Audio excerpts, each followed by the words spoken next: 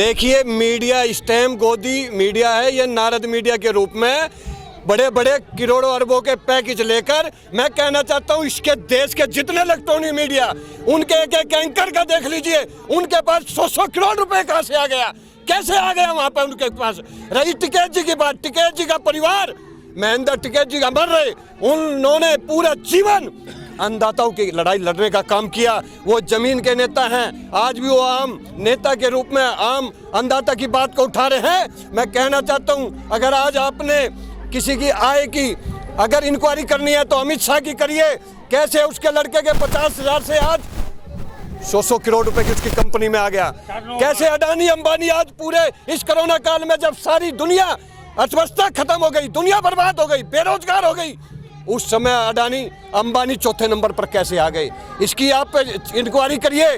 कैसे पूरे देश के अंदर आज सारी सरकारी संस्थाएं बेची जा रही है, इसकी इंक्वायरी करनी चाहिए। मैं कहना चाहता हूं, कहीं ना कहीं ये जो मीडिया है इस आंदोलन को तोड़ने का काम कर रही है। इस देश का सबसे बड़ा दुश्मन अगर कोई है और इस आंदोलन का कोई दुश्मन है तो इलेक्ट्रॉनिक मीडिया है। मैं उनको कहना चाहता हूं, ये सरकार 2024 के लिए हम लोगों ने बनाई थी, आप ये मत सोचिए आगे ये सरकार जाएगी और इस मीडिया को हम सब सिखाएंगे। कैसे ये गोदी मीडिया के उसमें खेलकर अन्नदाता की बात को नहीं दिखा रही थी। अरे रावण जैसे चले गए, कंस जैसे चले गए, हिटलर जैसे चले गए। देश के प्रधानमंत्री को कहना चाहता हूं, अभी भी समय है। जो आज आपने चाइना और पाकिस्तान पर 12-12 लेयर की बॉर्डर लगाने चाहिए थे, वहां पर कब्जा हो रहा है, जवान मारे जा रहे हैं। लेकिन जो अन्नदाता संविधान के हक के हिसाब से अपनी लड़ाई के लिए दिल्ली पर आया हुआ, आज उसने उसके किले लगा दी, आपने तारे लगा दी।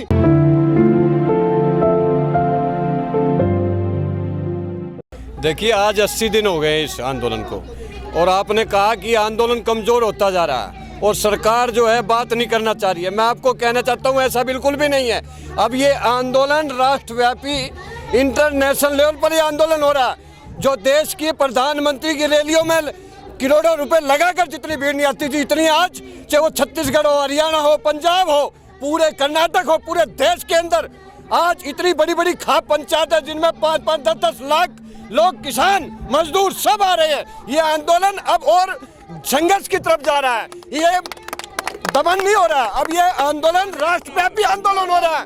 कहीं ना कहीं सरकार मीडिया पर दबाव बनाकर, इसको ना दिखाकर और इसको ना उठाकर ये सोचती है कि ये देश के लोगों को पता लगेगा किसान आंदोलन टूट रहा है। ये किसान आंदोलन टूट नहीं रहा, ये अब दोबारा से ऐसा खड़ा हो रहा है कि इस सरकार को उखाड़ फेंकने का काम ये आंदोलन करेगा। इसलिए मैं कहना चाहता हूं, ये राष्ट्रव्यापी आंदोलन बन चुका है और जब तक ये काला कानून रद्द नहीं होगा, स्वामीनाथन की रिपोर्ट लागू नहीं होगी, उसके एमएसपी रेट पूरे देश में लागू कर दीजिए। ये काला कानून की हमें जरूरत नहीं। कहीं ना कहीं इस समय कोरोना काल के अंदर ये एफसीआई और इसको कृषि क्षेत्र को अपने हाथों में लेकर इसको मजदूर और इसकी खेती हथियाने का षड्यंत्र रचा जा रहा है। अगर ये नहीं है तो 5 जून को ये बिल लागू हुआ। 1 साल पहले कैसे पंजाब और हरियाणा के अंदर जो एफसीआई का गोदाम जो 400 करोड़ का, कैसे 40 लाख रुपए में इस सरकार ने अडानी अंबानी को दे दिया। कैसे हमारी जो रेल की पटरी आज हमारे गांव तक नहीं पहुंची, कैसे अडानी के गोदाम तक पटरियां पहुंचा दी, कैसे हमारी रेल का नाम भारतीय अडानी रेल कर दिया। कौन होता है इसको करने वाला? ये देश संविधान से चलता है, वोट की ताकत से चलता है, और ये वोट की ताकत इसी अन्नदाता और मजदूर ने ये बढ़ाकर इसको सरकार में भेजा था। कहीं ना कहीं ये षड्यंत्र इस 5 जून से पहले ही अडानी अंबानी ने मिलकर ये रचा था कि इस कोरोना काल के अंदर इसका फायदा उठाइए। जैसे सारी सरकारी संस्था ने बेच दी, इस देश को बेरोजगारी गुलामी की तरफ ले जाया गया, ऐसे ही सरकारी 60% जो कृषि क्षेत्र है, जो ये अन्नदाता अपने बच्चों का पेट भरता है, देश का पेट भरता है, इसका बेटा सीमा की रक्षा करता है, इसी कोरोना काल का डर दिखाकर 60% कृषि क्षेत्र को अडानी अंबानी हाथ में देने का काम किया जाता है। जिस देश में जवान और किसान का नारा दिया जाता था, आज जवान और किसान को लड़ाया जा रहा है। मैं कहना चाहता हूं, अभी कल लोकसभा के अंदर राजनाथ सिंह कह रहे थे कि मैंने 1 इंच भी जमीन चाइना नहीं खोसी। मैं उनसे पूछना चाहता हूं, कैसे आप फिंगर 4 से फिंगर 3 पर आ गए? वो फिंगर 4 की जमीन चाइना को दे दी इसने। ये देश को बेवकूफ बनाता है। 2014 से 20 के अंदर इस देश को 74 साल आजाद हो गए। अगर इस 6 साल के कार्यकाल में सबसे ज्यादा जुमलेबाजी, सबसे ज्यादा झूठ और देश को बेचने का काम और बेरोजगारी और गुलामी की तरफ ले जाने का काम किया तो इस देश के हिटलरशाही तानाशाही प्रधानमंत्री ने किया। मैं कहना चाहता हूं, देश के प्रधानमंत्री से, देश संविधान से चलता है, वोट की ताकत से चलता है, तानाशाही हिटलरशाही से नहीं चलता। अब ये राष्ट्रव्यापी आंदोलन बन चुका है। राकेश टिकैत और किसान संघर्ष समिति के जितने भी लोग हैं, चाहे वो योगेंद्र यादव हो, सबके सब एकजुट होकर बड़ी बड़ी खाप पंचायतें हो रही है और आने वाले टाइम के अंदर ये आंदोलन इतने बड़े लेवल पर होगा। ये बॉर्डरों को तो छोड़िए, पूरे देश के अंदर एक भी रोड ऐसा नहीं होगा जिस पर अन्नदाता और मजदूर रोड पर नहीं होगा, जय जवान जय किसान का नारा नहीं होगा।